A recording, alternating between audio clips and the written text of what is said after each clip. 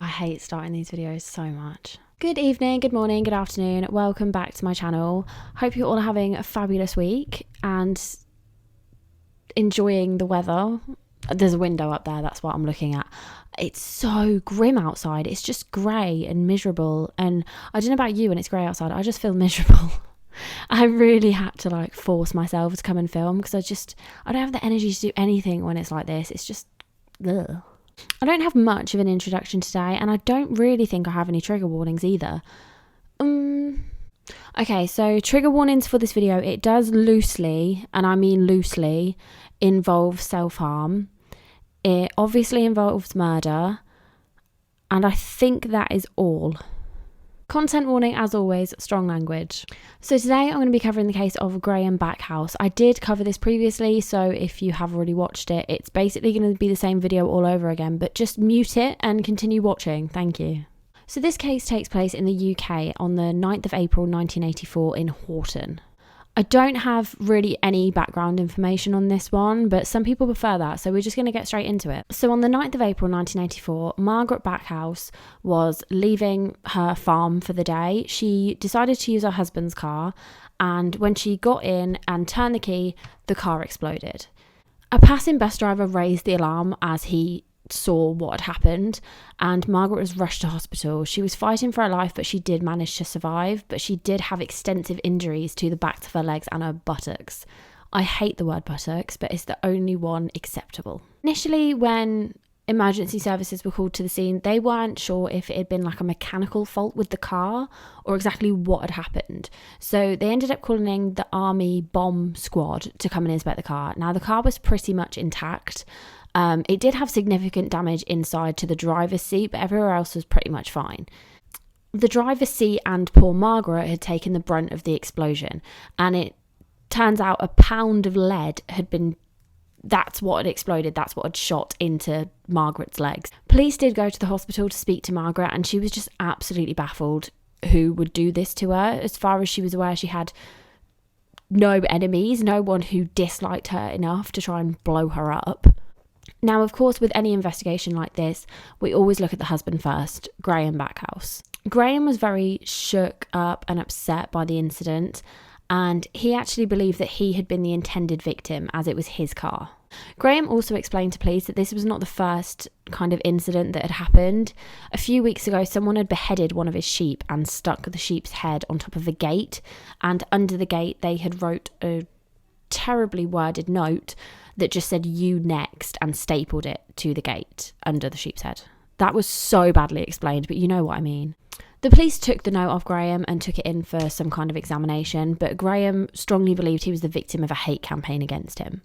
Police were now looking into who could possibly be threatening Graham, and a few days after the attack, the postman delivered a handwritten note that was addressed to Graham that said something along the lines were, "Came twice last week, but the pigs were about. See you soon." Now, the police took this note as well and took it off for analysis. And Graham mentioned that he thinks it may be from his neighbour, as they had a long-standing feud, but the police wanted to look into everyone in the village. They didn't live in a massive village, so everyone was questioned. So Graham, being the lovely human being that he is, admitted to the police that he had had several affairs with married women throughout the village, so it could be anyone that wanted him dead. It could be a number of jealous husbands that have found out that he's been sleeping with their wife that want him dead.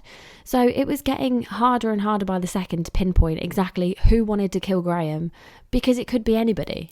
One of the men whose wives Graham had slept with was looked into slightly more closely because he worked on a quarry, so he did have access to the explosives that were used, but there was no evidence to pinpoint him to anything, so he was quickly dropped from the investigation. I believe Margaret was still in hospital at this point, but Graham was still at the farm, so the police deemed it appropriate to put him under 24-hour surveillance for his safety, as clearly someone did not like Graham.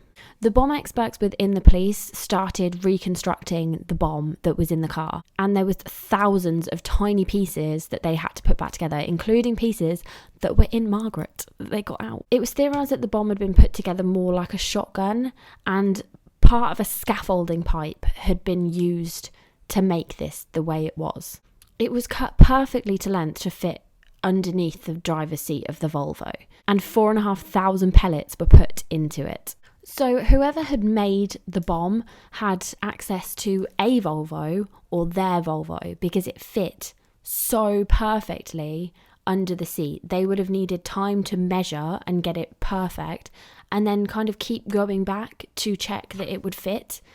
So whoever did this lived very locally and had some form of access to a Volvo or their Volvo.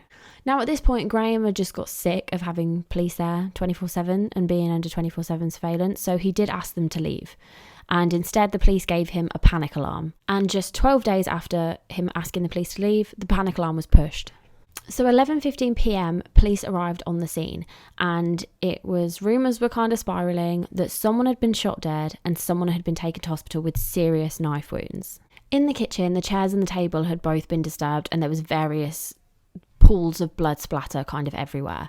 And Graham's neighbour, whose name I have neglected to find and who I mentioned earlier, was laying dead in the hallway clutching onto a Stanley knife. Graham had sustained significant injuries to his face and torso that had been caused by a Stanley knife.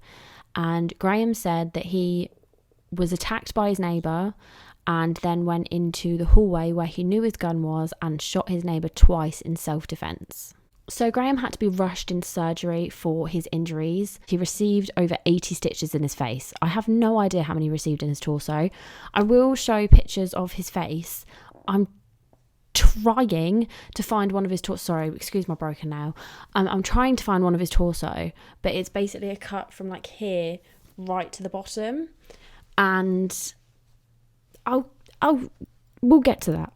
Police were already questioning Graham's story a little bit. It all just seemed to fit together too perfectly, and it seemed to be the perfect explanation for everything, and that's never normally quite right. The blood distribution investigation in this case is unreal how they figured it out, because that's what threw investigators most with Graham's story, because there seemed to be just, I'll show pictures, single kind of drops of blood in random places, and it's not smeared. It's like he's kind of stopped, bled for a bit, and then walked off, bled there for a bit.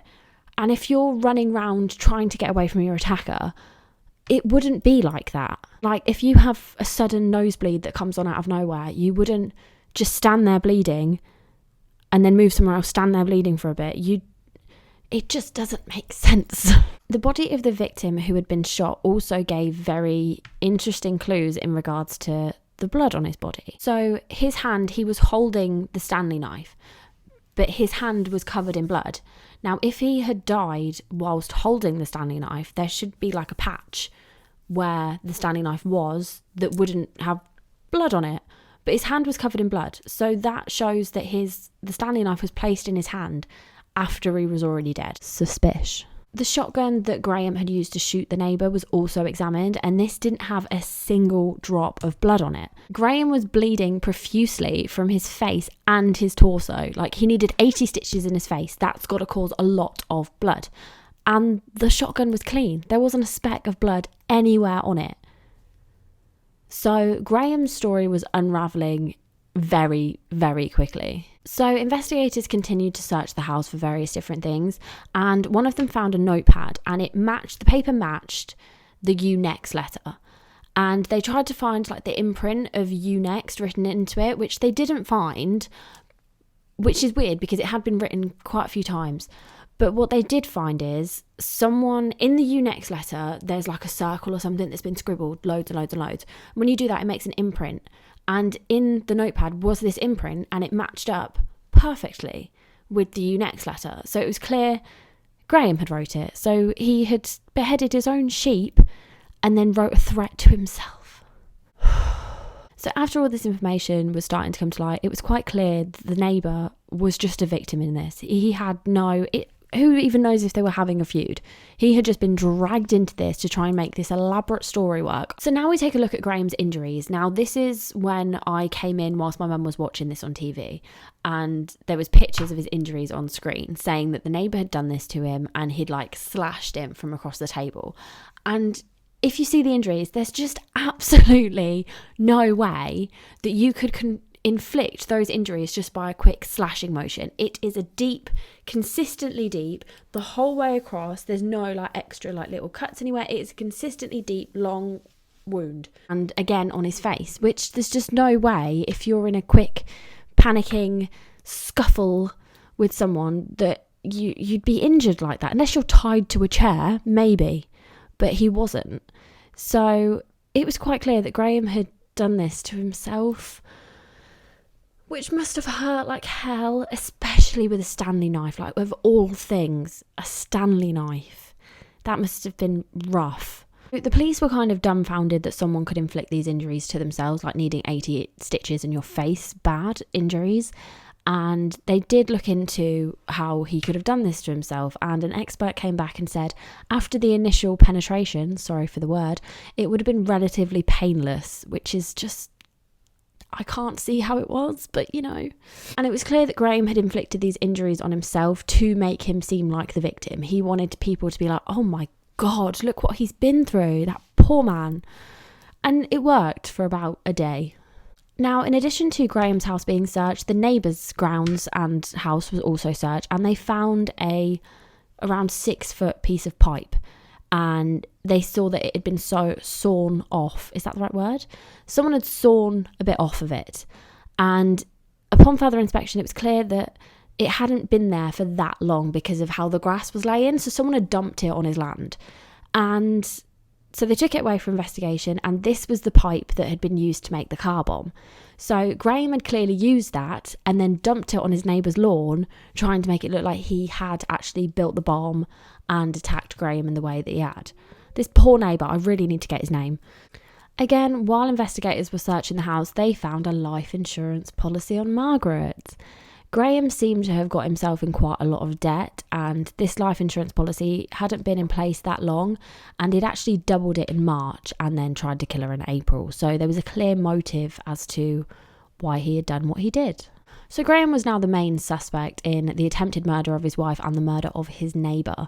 So they were trying to pin as much as they could on Graham at this point, including the note that came through the post that said, "Came twice, the pigs were here, see you soon." So they tested the saliva on that note. So they didn't find any saliva on the seal, but what they did find was like a really tiny bit of fibre, and once they tested it, it came to be like a wool fibre from a jumper. And when they searched Graham's house, they found the jumper, and it was a match. On May 21st, 1984, Graham was arrested on the attempted murder of his wife and the murder of his neighbour, and Graham went silent. Previously, he was trying to do his best to help with the investigation. He was full of explanations and theories and this and that, and now he just completely shut off, and he was just, no comment. And in 1985, he was convicted of all charges and sentenced to life in prison. So that's good. So yeah, that is the story of Graham and Margaret Backhouse and the neighbour, whose name I will Google right now. The neighbour's name was Colin B. Dale Taylor, and he was 63 years old at the time of his death. I do apologise for that. I was watching it on Robbie Coltrane's Critical Evidence, and they just referred to him as the neighbour, which is slightly disrespectful, so I apologise. It's a very odd one, but as soon as you see the extent of the injuries, it does not take a genius to figure out that they could not be inflicted by someone in the heat of a moment, like argument, scuffle, that you wouldn't just stand there and take it, would you? He didn't think that through. But hopefully Margaret's living her best life and is doing well, and hopefully the injuries she sustained did not have too much of an impact on the rest of her life. So, positive thought of the day. My positive thought of the day is really easy today, because I just went to the Next outlet and I bought some jeans. I bought 3 pairs of jeans, and in total they should have cost me £285 and they cost me £24. So I love a bargain. So that's my positive thought of the day. I will be back next week with not slightly different. I think the ones I've done so far are people killing or attempting to kill their spouses. So next week will be something slightly more harrowing. So you're welcome. Please like and subscribe. I am struggling. I'm so upset I lost all my subscribers, and I'm not going to shut up about it until I get back to where I was. So if you could like and subscribe, I'd really appreciate it. But yeah, make good choices. Be suspicious if someone tries to take out a life insurance policy on you. Avoid your neighbours like the plague. Make good choices, don't get murdered, and I'll see you next week. Bye. Oh, okay. I really need to start investing in a better chair.